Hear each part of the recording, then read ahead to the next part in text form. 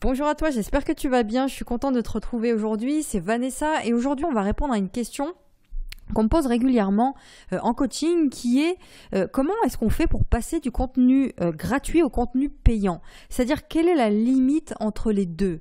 On se pose souvent la question, mais attends, si je donne beaucoup trop de contenu gratuit, je vais plus rien avoir à dire dans mes contenus payants, dans mes formations, dans mes coachings. Donc comment est-ce qu'on fait pour passer de l'un à l'autre?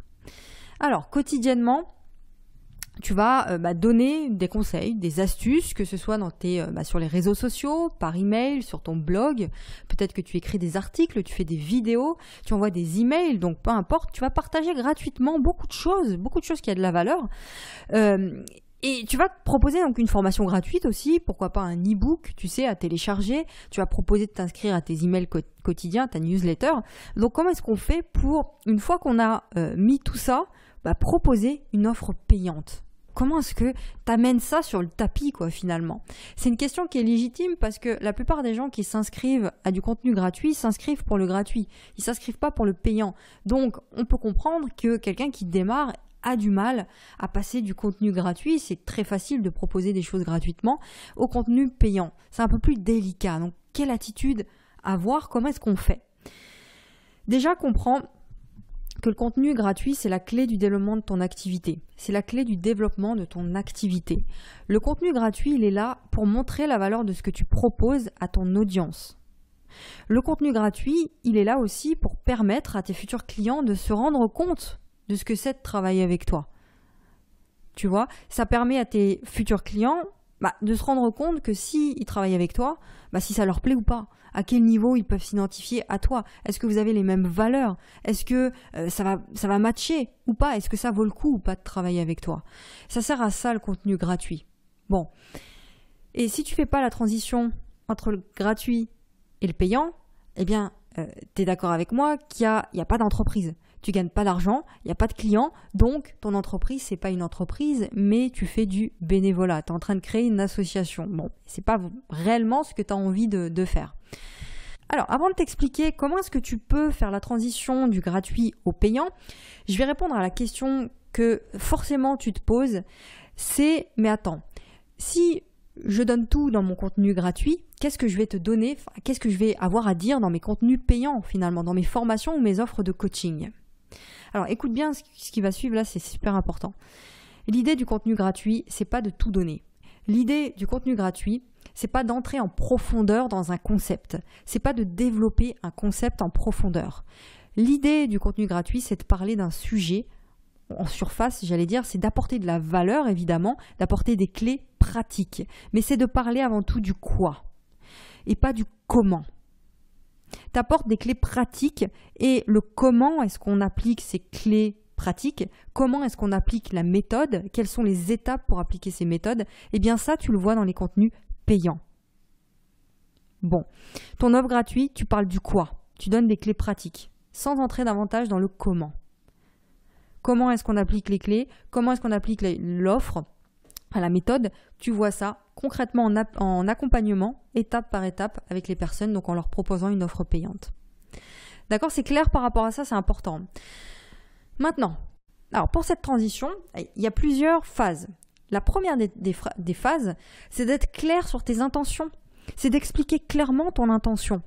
Toi, quand tu crées du contenu gratuit et que tu souhaites par la suite proposer à la fin de ton contenu gratuit une offre payante, eh bien explique-le. Explique clairement que toi, pour les personnes qui veulent aller plus loin, tu le dis comme ça, pour celles et ceux qui veulent aller plus loin, eh bien j'ai créé une formation, j'ai créé une offre de coaching.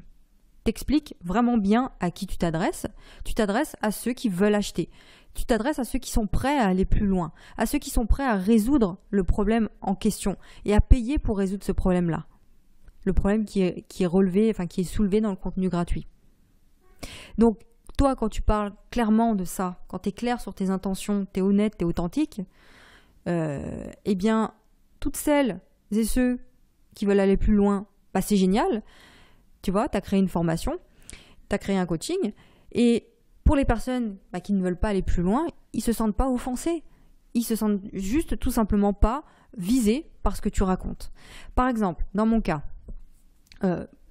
je peux très bien dire que pour toutes les personnes qui veulent aller plus loin dans la mise en place de leur activité, pour toutes les personnes qui ont un message, qui ont des idées fortes et qui veulent aider les autres grâce à tout ça, eh bien, je t'accompagne étape par étape pour mettre en place ton activité et construire ta liberté personnelle.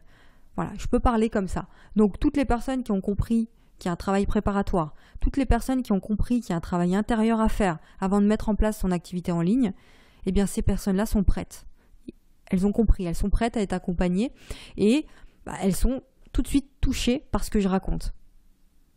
Elles vont acheter l'offre.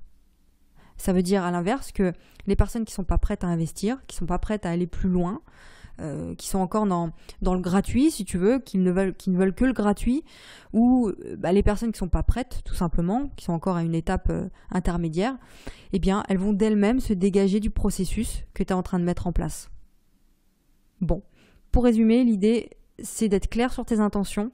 Les gens ne se sentent pas agressés quand tu fais ça.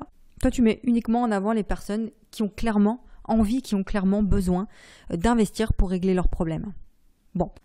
Ensuite, l'étape d'après, c'est une étape extrêmement importante à comprendre. C'est l'étape de l'acceptation et de l'affirmation. Assume ce que tu fais. Assume ce que tu fais à 100%. Sois fier de ce que tu proposes. Et c'est là, tu vois, ça bloque vraiment cette étape-là pour beaucoup de personnes, cette peur de proposer quelque chose de payant. Comme si c'était terrible de proposer quelque chose à la vente. Comme si on allait passer pour des arnaqueurs, pour des vendeurs de tapis, tu vois. Et ça, c'est une barrière qui est terrible pour beaucoup de personnes, vraiment. C'est un blocage de fou pour certaines personnes. Donc, d'où l'importance pour toi de travailler. Si tu n'arrives pas, fais-toi aider là-dessus parce que ça peut vraiment t'handicaper sur du long terme, ça. Assume ce que tu proposes, travaille sur ça. Sur le fait que ce que tu proposes, toi, ça a de la valeur et assume ça. Assume que ce qui a de la valeur a un coût. Et tout ce qui a un coût, c'est payant. Bon, tu développes cette confiance-là. Sois vraiment droit et une attitude de fierté, même dans ta manière de communiquer, pour expliquer que toi, tu es là pour apporter quelque chose qui a de la valeur. Que tu es là pour aider, accompagner réellement. Tu crois en ce que tu proposes pour régler les problèmes des gens dans ta thématique. Toi, tu sais de quoi tu parles. Tu as la confiance. Tu as confiance en toi par rapport à ça, par rapport à ce que tu proposes. Et plus tu auras cette attitude-là de confiance, et plus tu seras ancré vraiment au sol, parce que tu es fier de ce que tu proposes, plus ton client va te suivre dans cette transition-là que tu es en train de faire. Ok ? Ensuite, la dernière étape, c'est l'étape de la preuve sociale. C'est-à-dire que toi, tu vas montrer à ton client tout ce qu'il peut avoir en travaillant avec toi. Quels sont les résultats qu'il va obtenir? Quels sont les bénéfices qu'il va obtenir s'il travaille avec toi? Donc, pour faire ça, tu peux utiliser les témoignages d'autres clients, si tu en as. Si tu n'as pas d'autres clients, eh bien, tu proposes à ton audience, tu leur envoies, par exemple, tu leur proposes de répondre à un questionnaire ou un petit sondage très très rapide où tu leur demandes ce qu'ils apprécient chez toi. C'est-à-dire que voilà, pourquoi est-ce qu'ils te suivent, qu'est-ce qu'ils apprécient chez toi, et tu leur demandes de détailler un petit peu. Et donc ça, tu récoltes des témoignages comme ça, c'est pas forcément des clients, c'est des gens de ton audience. Eh bien ça peut être aussi, c'est une preuve sociale. D'accord ?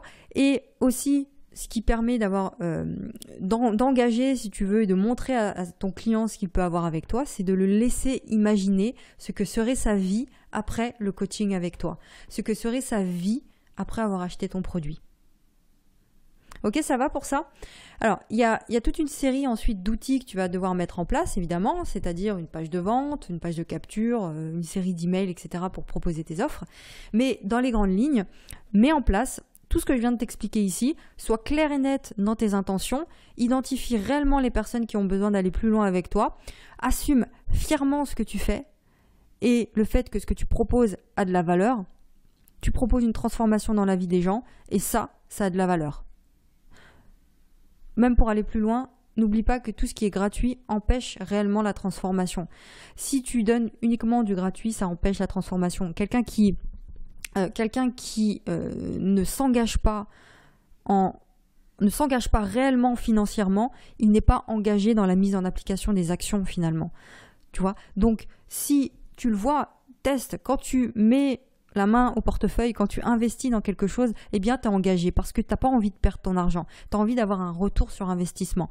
Donc, tu te mets à fond. dans la formation ou dans le coaching quand tu as mis de l'argent sur la table.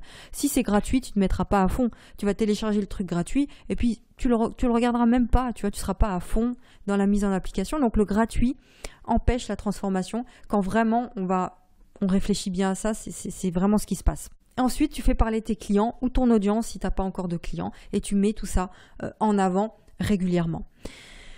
Voilà, j'espère que ça t'a aidé pour faire cette transition entre le gratuit et le payant. Assume ce que tu fais, sois fier de ce que tu fais. Et justement, si tu veux aller plus loin, eh bien, je te propose maintenant non pas quelque chose de payant, mais quelque chose de gratuit. Une séance de coaching avec moi offerte pour qu'on puisse discuter de tout ça, de ton activité, de tes blocages, de tout ce qui t'empêche d'avancer réellement dans la mise en application de ton activité. Je te donnerai un plan d'action et on verra comment est-ce qu'on peut travailler ensemble. Là, ce sera du payant. Et le deuxième lien, c'est mes mails privés, mes mails quotidiens. J'envoie un mail par jour à midi pour où on rentre davantage dans le concret de tout ce que je viens d'expliquer ici. Allez, je te laisse là-dessus. Je te donne rendez-vous demain pour un prochain épisode. Passe une très belle journée. À demain. Ciao.